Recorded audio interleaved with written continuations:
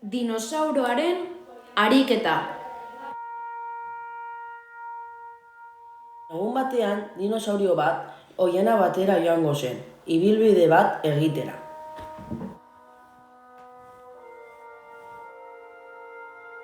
Dinosaurioaren posizioa, hasierako posizioa, 10 metroak dira.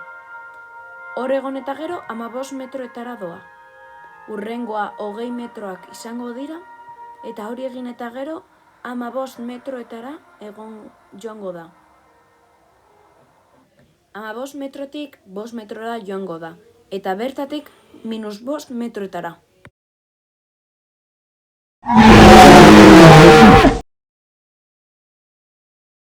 Ikusten duzuenez, goian denbora eta distantzia jartzen du.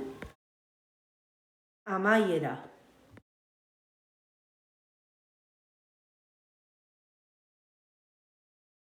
Egin beharrak.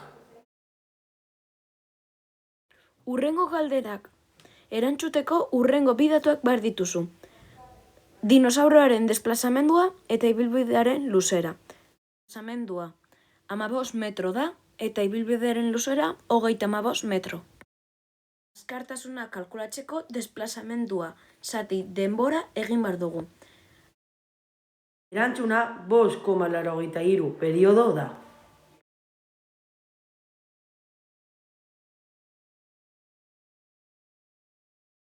Abiadura kalkulatzeko hurrengo formula egin behar duzu. Delta isa zati denbora. Hori gure emaitza 2,5 metro segundu da. Formulak.